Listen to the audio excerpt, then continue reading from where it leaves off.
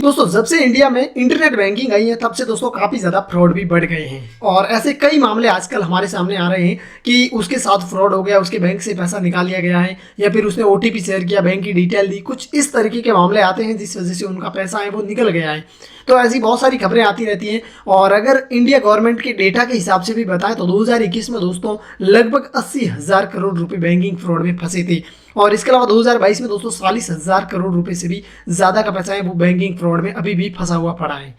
तो ये दोस्तों आंकड़े काफी ज्यादा चौंकाने वाले भी हैं कि इंडिया में बैंकिंग फ्रॉड इतना ज्यादा भी होता है कि ये आंकड़ा है वो दोस्तों करोड़ों में है। ठीक है, 40,000 करोड़ रुपए कम नहीं होते हैं और 2021 का जो आंकड़ा है वो 80,000 करोड़ से भी ज्यादा का है। ठीक है, तो इतना ज्यादा दोस्तों इंटरनेट बैंकिंग के द्वारा दोस्तों फ्रॉड होता है और ये फ्रॉड दोस्तों बहुत ही ज्यादा इजी तरीके से लोग करते हैं और ये फ्रॉड उन्हीं लोगों के साथ दोस्तों होता है जिनको बैंक के बारे में, इंटरनेट बैंकिंग के बारे में ज्यादा नॉलेज नहीं होती है और वो किसी भी लोगों पर आंख बंद करके भरोसा भी कर लेते हैं। तो आइए दोस्तों आज की इस वीडियो में मैं आपको ये बताने वाला हूँ कि इंटरनेट बैंकिंग फ्रॉड होता क्या है और इससे किस तरीके से आप बच सकते हैं। कुछ ऐसे पॉइंट बताने वाला हूँ जिन पॉइंट को अगर आप फॉलो करते हैं तो आप इंटरनेट बैंकिंग फ्रॉड से काफी हद तक बच सकते हैं। तो दोस्तों सबसे पहले तो मैं आपको ये बताता हूँ कि इंटरनेट बैंकिंग फ्रॉड होता क्या है। दोस्तों इंटरनेट बैंकिंग फ्रॉड का मतलब होता है कि आप अगर फोन पे, गूगल पे या फिर इंटरनेट बैंकिंग जो बैंक होते हैं उनकी दोस्तों एक एप्लीकेशन भी होती है। ठीक है, तो उन एप्लीकेशन के थ्रू अगर आपके साथ कोई फ्रॉड होता है, आपके अकाउंट से कोई ठीक है पैसे निकाल लेता है, चुरा लेता है, तो उसी को इंटरनेट बैंकिंग फ्रॉड बोला जाता है। ठीक है, तो आइए अब जानते हैं कि इंटरनेट बैंकिंग के फ्रॉड से आप बच कैसे सकते हैं। दोस्तों जो ज्यादातर इंटरनेट बैंकिंग में फ्रॉड होता है वो कहीं ना कहीं हमारी ही गलती की वजह से होता है। हमारे अकाउंट से अगर पैसा जा रहा है तो वो हमारी ही गलती होती है। बैंक की गलती इसमें बहुत कम होती है, ना के बराबर गलती होती है। ज्यादातर गलती हम ही करते हैं। हम क्या करते हैं दोस्तों, कई बार ठीक है कॉल आता है हमारे पास किसी का भी, ठीक है फ्रॉड का कॉल आता है और वो बोलते हैं कि आप अपने एटीएम कार्ड की डिटेल दीजिए या फिर बैंक की डिटेल दीजिए और उसके बाद हम उनको डिटेल शेयर करते हैं। ठीक है, और इसके अलावा ओटीपी भी कई लोग शेयर कर देते हैं। तो इस तरीके से भी फ्रॉड होता है और इसके अलावा कई सारे लोग लिंक शेयर करते हैं। आपके फ्रेंड्स भी आपको लिंक शेयर करते हैं कि इस लिंक क्लिक करो, रिचार्ज हो रहा है, पैसा मिल रहा है, धमाका ऑफर, कुछ भी। ठीक है, इस तरीके के दोस्तों बहुत सारे, तो वहां पे हम अपनी डिटेल सबमिट करते हैं और वो डिटेल कहीं ना कहीं फ्रॉड के पास चली जाती है और फ्रॉड उसके बाद हमसे कॉल करके हमारे से वो सारी बैंक की डिटेल लेता है और उसके बाद हमारे साथ फ्रॉड करता है। ठीक है, तो कहीं ना कहीं मोटा मोटी रोल है वो हमारा ही होता है। तो अब चलिए सीधे हम बात करते हैं कि अगर आप इंटरनेट बैंकिंग फ्रॉड से बचना चाहते हैं तो किन पॉइंटों को फॉलो करेंगे। इसके लिए दोस्तों अलग अलग बैंक ठीक है अपनी अपनी गाइडलाइन जारी करते हैं लोगों को। ठीक है, जो कस्टमर होते हैं उनको चेतावनी जारी करते हैं। तो दोस्तों ऐसी ही एक जानकारी ठीक है स्टेट बैंक ऑफ इंडिया ने भी जारी की है। ठीक है, और उन्होंने बताया कि अगर आप ठीक है अगर आप फ्रॉड से बचना चाहते हैं तो इन स्टेप को फॉलो कीजिए। ठीक है, तो वो कौन से स्टेप है आप देख लीजिए। और जो स्टेट बैंक ने दोस्तों सबसे पहला जो पॉइंट बताया ये आवश्यक है कि आप मानक नियमों का पालन करें और किसी भी अनजान व्यक्ति से अपना व्यक्तिगत एवं बैंकिंग विवरण साझा ना करें। दोस्तों होता यह है कि हम कई बार क्या करते हैं कि अपनी बैंकिंग जो डिटेल होती है वो दोस्तों हम अपने ठीक है किसी भी व्यक्ति के साथ शेयर कर लेते हैं। ठीक है, और हमें लगता है कि कुछ नहीं होने वाला है, लेकिन दोस्तों वो हमारी बैंकिंग डिटेल का यूज गलत तरीके से करके हमारे बैंक से पैसा निकाल सकता है। तो पहला पॉइंट ये ध्यान रखना है कि आपको किसी के साथ अपनी बैंकिंग डिटेल कभी भी शेयर नहीं करनी है। ठीक है, किसी को अपनी बैंक डिटेल नहीं देनी है। दूसरे पॉइंट है दोस्तों किसी भी अनौपचारिक लिंक पर क्लिक ना करें जो ईएमआई, डीबीटी और प्रधानमंत्री केयर फंड या किसी भी अन्य केयर फंड के लिए ओटीपी, वन टाइम पासवर्ड या बैंक विवरण मांगता हो। हमें दोस्तों ये इस चीज के बारे में दोस्तों मैंने कई बार लोगों से भी जिक्र किया है कि आप किसी भी लिंक के ऊपर क्लिक ना करें। कोई भी लिंक आती है दोस्तों लोग उसके ऊपर क्लिक करते हैं और अपनी डिटेल देते हैं। उनको लगता है कि मैंने 50 रुपए जीत लिए, मैंने 1000, 2000, 5, 10,000 का लालच देते हैं तो वो जीत लिए हैं। तो इस तरीके से दोस्तों धोखाधड़ी आपके साथ होती है। आप उन पर क्लिक करते हैं और वहां पे अपनी बैंक डिटेल डाल के पैसा निकाले का ऑप्शन रहता है तो आपको लगता है कि पैसा निकल जाएगा। आप अपनी बैंक डिटेल डालते हैं, सबमिट करते हैं और उसके बाद दोस्तों आपके बैंक से पैसा आता नहीं है बल्कि उल्टा चला जाता है। ठीक है, तो इससे भी ध्यान रखें आप किसी भी अनजान लिंक पर क्लिक ना करें, जिसके बारे में आपको पता नहीं उस पर क्लिक बिल्कुल ना करें।